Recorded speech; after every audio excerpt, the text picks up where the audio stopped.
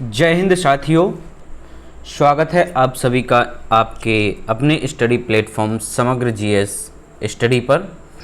और आज आपके लिए जो टॉप 30 क्वेश्चंस की, ठीक है, जीके जीएस के टॉप 30 क्वेश्चंस की हमने जो श्रृंखला स्टार्ट करी है, उसकी आज आपके लिए दूसरी वीडियो, ठीक है।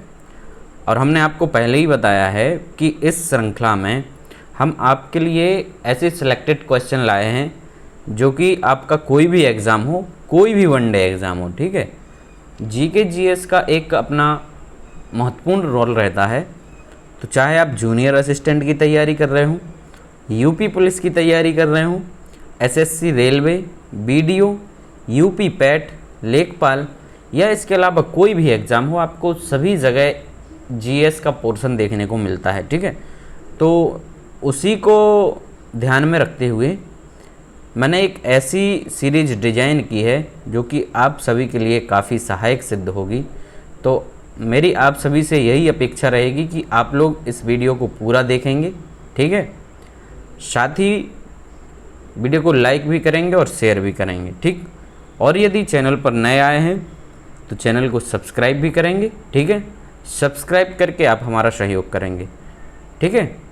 तो इसी आशा और विश्वास के साथ मैं आपके लिए रोज़ ये 30 क्वेश्चंस की जो है श्रृंखला लेकर आता रहूँगा। तो चलिए शुरू करते हैं। ज़्यादा वक्त नहीं लेंगे आपका। 30 क्वेश्चन आपका मात्र 20 से 25 मिनट में यहाँ पर मैं कवर करूँगा। तो शुरू करते हैं कि निम्नलिखित में से किसने बादशाह शाहजहाँ को सुप्रसिद्ध हीरा कोहिनूर भेंट किया था, ठीक है। शाहजहाँ को जो प्रसिद्ध कोहिनूर हीरा था वो कह रहे कि किसने भेंट किया था, ठीक है। तो ये भेंट किया था आपका किसने? मीर जुमला ने, ठीक है। मीर जुमला ने ये भेंट किया था। जो मीर जुमला जो व्यक्ति है ये एक ईरानी व्यापारी था, ठीक है। ईरानी व्यापारी था और ये काफ़ी समृद्ध व्यक्ति था। ये गोलकुंडा में, ठीक है, गोलकुंडा जो एक जगह था उस समय, एक जगह थी, वहाँ पर ये हीरे का व्यापार करता था, ठीक है, गोलकुंडा में। और वहाँ का जो सुल्तान था, ठीक है, गोलकुंडा का, तो वो इसकी समृद्धि से काफ़ी क्या होता था, जलता था, ठीक है। इसकी समृद्धि और ऐश्वर्य से वो उसको पसंद नहीं आती थी, ठीक। इसलिए ये जो मीर जुमला था ये किसकी शरण में चला गया था? ये शाहजहाँ के दरबार में चला गया, जहाँ शाहजहाँ ने इसे एक वजीर का पद दिया था, ठीक है। इसको एक वजीर का पद दे दिया और इसी उपलक्ष्य में ये जो मीर जुमला है इसने शाहजहाँ के लिए कोहिनूर भेंट किया था, ठीक है। तो आई होप कि आप समझ गए होंगे। दूसरा क्वेश्चन देखते हैं। निम्न में से किस सुल्तान ने तुर्कान ए चहलगानी का दमन किया था? तुर्कान ए चहलगानी का दमन किस सुल्तान ने किया था? तो ये किया था बलबन ने, ठीक है। करेक्ट आंसर क्या हो गया आपका? बी आपका यहाँ पर करेक्ट हो जाता है, बलबन ने। तीसरा देखते हैं। करें सती प्रथा का अभिलेखीय साक्ष्य कहाँ से मिलता है? सती प्रथा का अभिलेखीय साक्ष्य कहाँ से मिलता है, ठीक है। तो सती प्रथा का जो अभिलेखीय साक्ष्य है वो मिलता है आपका एरड़ अभिलेख से। कहाँ से मिलता है? एरड़ अभिलेख से, ठीक है। गुप्त काल के समय का ये एकमात्र अभिलेख है जहाँ से हमें सती प्रथा का क्या मिलता है? साक्ष्य मिलता है, ठीक। और ये जो एरड़ अभिलेख है ये किसका था? ये भानुगुप्त का था, ठीक। भानुगुप्त का ये एरड़ अभिलेख था। इसमें इसके अनुसार, ठीक है, भानुगुप्त का कोई एक मित्र रहा होगा, ठीक है, मित्र रहा होगा इसका, गोपराज करके था। तो जब उसकी मृत्यु हुई, ठीक है, तो मृत्यु के पश्चात उसकी पत्नी क्या हो गई थी? सती हो गई थी। तो ये इसके अभिलेख में यहाँ पर जिक्र मिलता है, ठीक है। तो राइट आंसर हो गया आपका ऑप्शन नंबर बी। नेक्स्ट है, बुद्ध की मृत्यु जहाँ हुई थी वह स्थान अब कहाँ है, ठीक है। तो हम जानते हैं कि बुद्ध की जो मृत्यु हुई थी वो कहाँ हुई थी? कुशीनगर में, ठीक है। और कुशीनगर जो है वो आपका कहाँ पर स्थित है? ये उत्तर प्रदेश में है, ठीक। कहाँ पर है? उत्तर प्रदेश में है, ठीक। चलिए आगे बढ़ते हैं। क्वेश्चन है कि निम्नलिखित में से कौन सा एक हड़प्पा का बंदरगाह है? इसमें से हड़प्पा का बंदरगाह कौन सा है? तो हड़प्पा का बंदरगाह है आपका लोथल। ठीक है, कौन सा है? करेक्ट आंसर हो गया आपका लोथल। ठीक है, लोथल जो है एक हड़प्पा का बंदरगाह नगर था। ठीक है, आगे बढ़ते हैं 6वें क्वेश्चन की ओर। निम्नलिखित कथनों पर विचार कीजिए। गवर्नमेंट ऑफ इंडिया एक्ट 1935 के बारे में कुछ यहाँ पर लाइंस दी गई हैं, तो इनको पढ़ते हैं हम। ठीक है, कह रहे कि प्रांतीय स्वशासन का उपबंध एक संघीय न्यायालय फेडरल कोर्ट की स्थापना का उपबंध था, या केंद्र में अखिल भारत संघ का उपबंध था। ठीक है, तो आपका ये इसके ऑप्शंस तो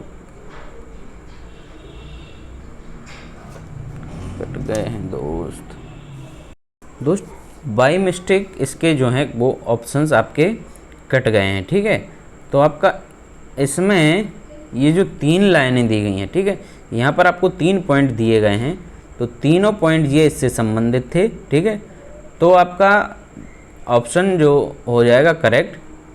ठीक है, फर्स्ट, सेकंड और थर्ड तीनों कथन यहाँ पर आपके सही हैं। ठीक, चलिए नेक्स्ट है।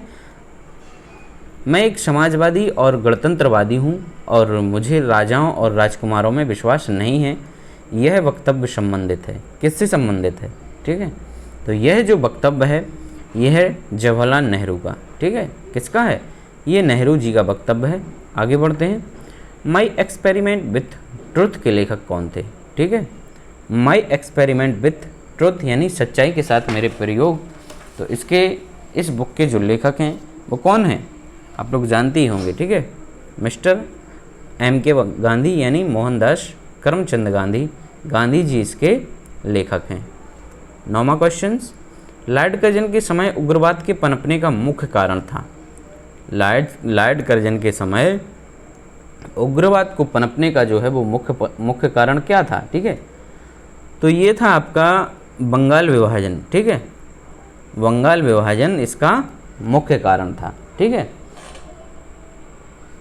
और ये जो बंगाल विभाजन है आपका 19 जुलाई 1905 को, ठीक है, 19 जुलाई 1905 को जनता के सामने इस बात को रखा गया था और 20 जुलाई 1905 को इसकी घोषणा हो गई थी। ठीक है, 20 जुलाई 1905 को इसकी घोषणा हुई थी। ठीक, 10वां क्वेश्चन है कि नील क्रांति का नेतृत्व निम्नलिखित में से किसने किया था? तो नील क्रांति का जो नेतृत्व किया था वो किया था आपका किसने?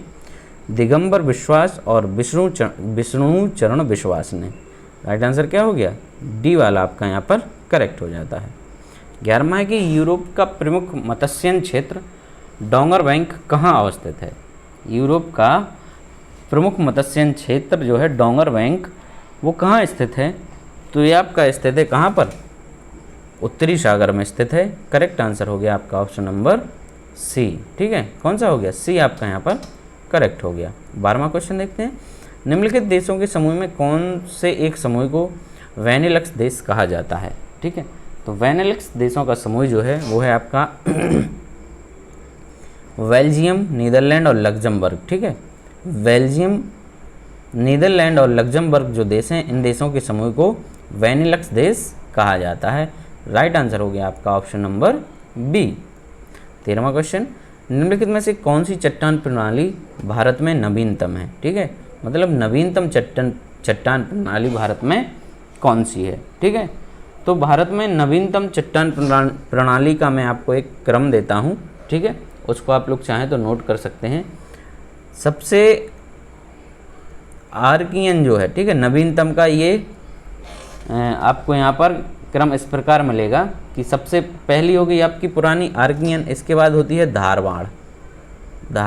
ठीक है, धारवाड़ के बाद आती है आपकी कुडप्पा। कौन सी? कुडप्पा, जो कि बी वाला ऑप्शन दिया है। कुडप्पा के बाद आएगी आपकी विंध्यन। कौन सी? विंध्यन।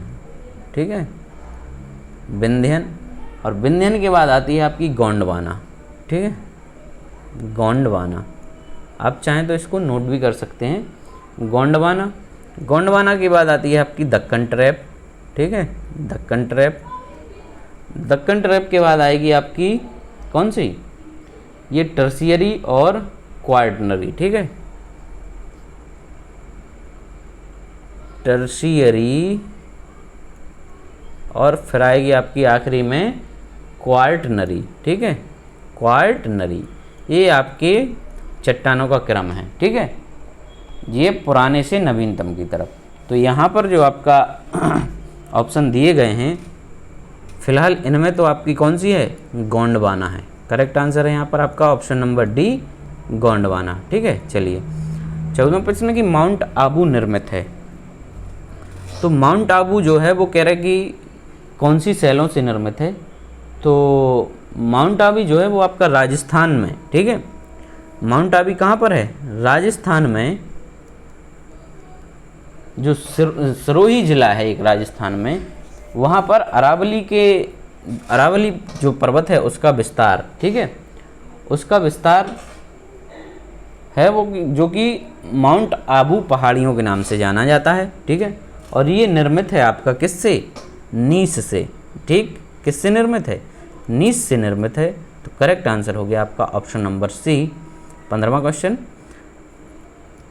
कह रहे हैं कि 2011 की जनगणना के अंतिम आंकड़ों के आधार पर उत्तर प्रदेश के निम्नलिखित में से किस जिले में साक्षरता दर उच्चतम थी। ठीक है, तो उच्चतम जो साक्षरता दर थी आपकी कहाँ पर थी, गाजियाबाद में। कितनी थी, 85%। ठीक है, गाजियाबाद की जो साक्षरता दर थी वो आपकी 85%, और सबसे कम जो साक्षरता दर थी वो है श्रावस्ती की। कहाँ की है, श्रावस्ती की, जो कि आपकी है 46.74%। ठीक है, सबसे कम जो साक्षरता दर है वो आपकी श्रावस्ती की, और सबसे अधिक है आपकी गाजियाबाद की। 16वां है भुगतान असंतुलन को दूर करने के लिए किया जाना चाहिए। क्या किया जाना चाहिए, तो भुगतान असंतुलन को दूर करने के लिए राष्ट्रीय आय में वृद्धि की जानी चाहिए। राइट आंसर होता है आपका ऑप्शन नंबर ए। 17वां देखते हैं, भारत में गरीबी रेखा को मापने के लिए सामयिक नमूना सर्वेक्षण कौन करता है। तो भारत में गरीबी रेखा को मापने के लिए सामयिक नमूना सर्वेक्षण करता है कौन, NSSO। कौन करता है, NSSO। राइट आंसर हो गया आपका क्या, ऑप्शन नंबर सी। इसका नाम है आपका राष्ट्रीय नमूना सर्वेक्षण संगठन। ठीक है, जिसकी स्थापना हुई थी 1950 में। कब हुई थी, 1950।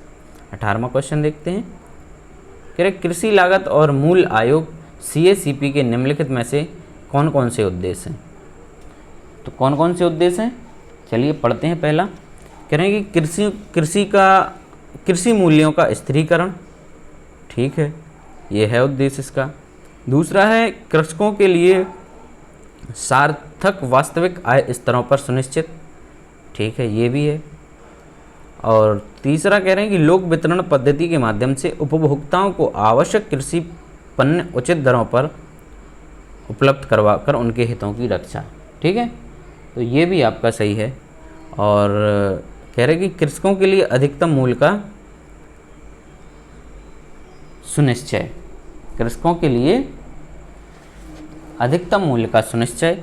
तो आपका ये वाला नहीं है, first second third, option A जो आपका है वो यहाँ पर करेक्ट हो गया। 19वां क्वेश्चन देखते हैं, कह रहे हैं कि निम्न पर विचार कीजिए, और कुछ बैंकों के नाम आपको दिए गए हैं, क्षेत्रीय ग्रामीण बैंक, अग्रणी बैंक योजना, नाबार्ड, भारतीय स्टेट बैंक। इन बैंकों के स्थापित होने का सही ऐतिहासिक क्रम क्या है।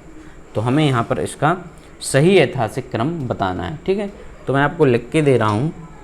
जो क्षेत्रीय ग्रामीण बैंक है आपका, उसकी जो स्थापना हुई थी वो 1975 में हुई थी। ठीक है, कब हुई थी, 1975 में। आपका स्टेट बैंक की हुई थी 1955 में। ठीक, अग्रणी बैंक जो है आपका इसकी हुई थी 1969 में, और नाबार्ड जो है इसकी स्थापना हुई थी 1982 में।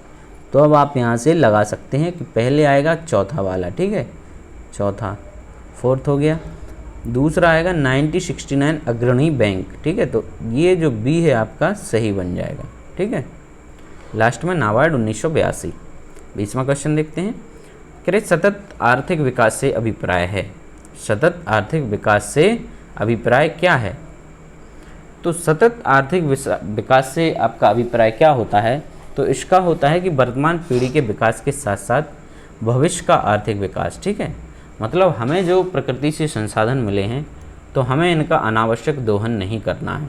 इसका मतलब ये होता है कि आपका जितने में काम चल रहा है उतने में काम चलाकर बाकी आपकी जो आने वाली पीढ़ी है उसके लिए भी आप कुछ छोड़ें, ठीक है। आप अनावश्यक उसको बर्बाद ना करें, ठीक है। आप अपना उपयोग इस तरह से कीजिए जिससे कि वर्तमान जो अभी वर्तमान जो पीढ़ी है उसकी ज़रूरतें पूरी हो जाएं, ठीक है।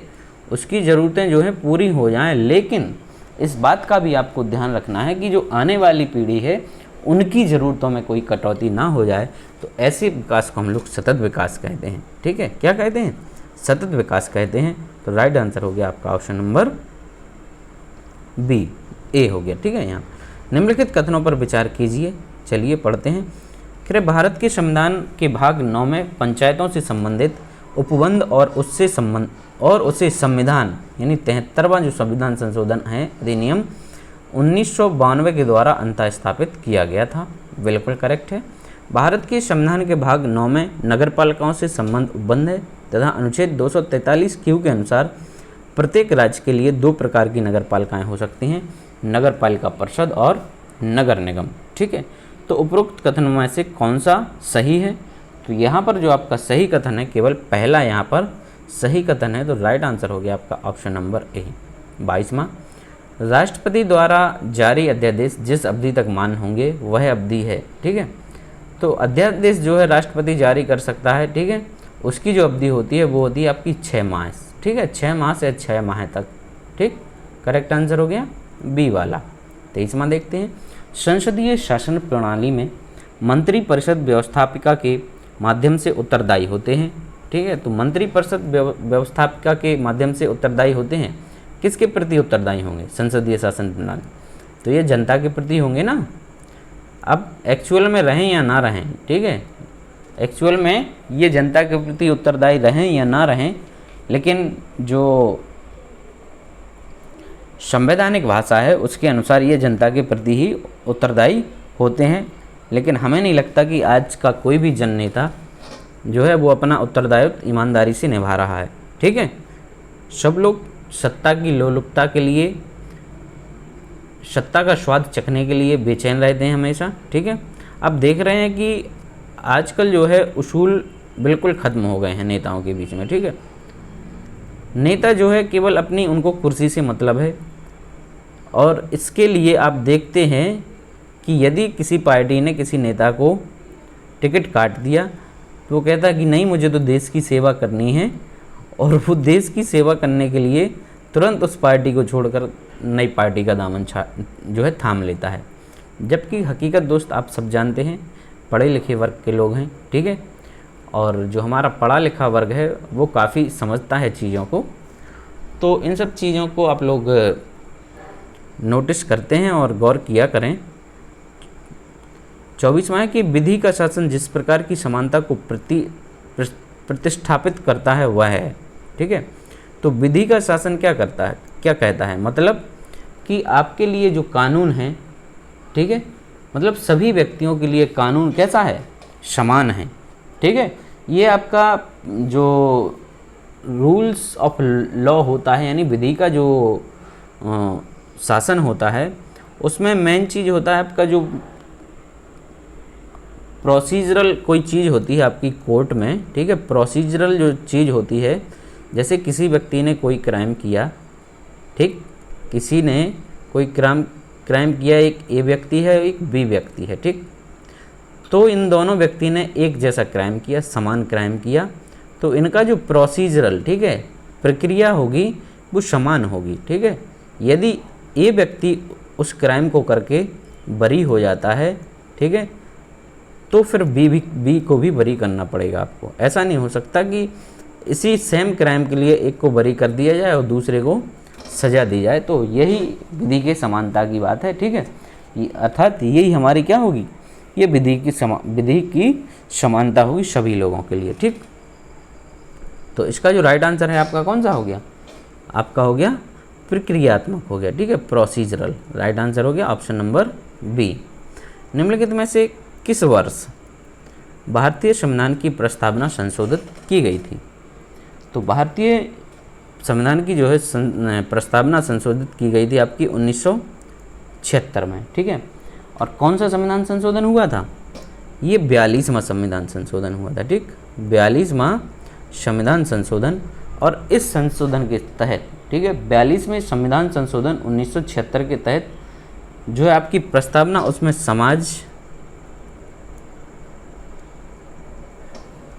समाजवादी, ठीक है, पंथ निरपेक्ष, समाजवादी, पंथ निरपेक्ष और अखंडता शब्द, ठीक है, अखंडता शब्दों को जोड़ा गया था। कौन कौन से? समाजवादी, पंथ निरपेक्ष और अखंडता शब्दों को इसमें जोड़ा गया था 42वें संविधान संशोधन 1976 के तहत। तो करेक्ट हो गया आपका ऑप्शन नंबर बी। 26वां देखते हैं। कह रहे गोल्डन धान में सर्वाधिक मात्रा होती है, किस चीज़ की होती है? ठीक है, तो गोल्डन धान जो है एक ऐसी किस्म है धान की, ठीक है, एक ऐसी किस्म है धान की जिसमें बीटा कैरोटीन बनाने वाला एक जीन डाला गया है। ठीक है, बीटा कैरोटीन बनाने वाला एक जीन डाला गया है। ठीक, तो इस बीटा कैरोटीन जो जीन है, इसका काम क्या होता है? तो इसका काम होता है कि जैसे ही हमारे शरीर में पहुंचता है तो शरीर में पहुंचकर ये विटामिन क्या बनाता है? विटामिन ए बनाता है। ठीक, तो इसलिए इसमें किसकी मात्रा अधिक हो गई? विटामिन ए की मात्रा हो गई अधिक। राइट आंसर हो गया आपका ऑप्शन नंबर ए। 27वां क्वेश्चन। निम्नलिखित में से कौन हमारे शरीर का सबसे दृढ़ भाग है? हमारे शरीर का सबसे दृढ़ भाग, ठीक, तो आप जानते हैं कि सबसे दृढ़ यानी सबसे कठोर भाग जो होता है वो होता है आपका दंत वल्क। ठीक है, दंत वल्क। दंत वल्क इंग्लिश में इसको आप लोग कहते हैं एनेमल। क्या कहते हैं? एनेमल जो पार्ट है हमारा दांतों का, ये सबसे कठोर तत्व है। ठीक है, और ये हमारा कैल्शियम फॉस्फेट और किससे मिलकर बना होता है? कैल्शियम कार्बोनेट से मिलकर बना होता है। ठीक, तो राइट आंसर हो गया आपका क्या? Option number B. 28वां क्वेश्चन देखते हैं कि वायु में कौन सी नोबल गैस नहीं होती है? तो हमारे वायुमंडल में हीलियम पाई जाती है, नियोन पाई जाती है, ऑर्गन पाई जाती है। ठीक है, सॉरी, वायुमंडल में तो सारी गैसें पाई जाती हैं, लेकिन वायु में जो है ये 3 पाई जाती हैं, रेडॉन नहीं पाई जाती है। आपका राइट आंसर हो गया ऑप्शन नंबर डी। 29वां देखते हैं कि सूर्य में ऊर्जा का निर्माण होता है, तो कौन सी क्रिया के अंतर्गत होता है? तो सूर्य में ऊर्जा का जो निर्माण होता है वो आपका नाभिकीय संलयन, ठीक है, नाभिकीय संलयन जो क्रिया होती है उसके द्वारा होता है। तो राइट आंसर हो गया आपका ऑप्शन नंबर बी। अंतिम क्वेश्चन देखते हैं। जब किसी पिंड को चंद्रमा से पृथ्वी पर स्थानांतरित किया जाता है तो उसमें क्या परिवर्तन देखने को मिलेगा आपको? चंद्रमा से पृथ्वी पर ट्रांसफ़र करते हैं तो क्या होता है उसमें जो है पृथ्वी पर उसका भार बढ़ जाता है, लेकिन मात्रा कैसी रहती है? अपरिवर्तित रहती है। तो राइट आंसर हो गया आपका option number D. I hope कि आपको वीडियो अच्छा लगा होगा। यदि अच्छा लगा है तो लाइक ज़रूर करें, शेयर ज़रूर करें और चैनल को सब्सक्राइब करना ना भूलें। कल फिर मिलेंगे एक और नए वीडियो के साथ। तब तक के लिए आप सब लोग अपना ख्याल रखिए, ठीक है, और पढ़ाई अपनी ज़बरदस्त रखिए। धन्यवाद।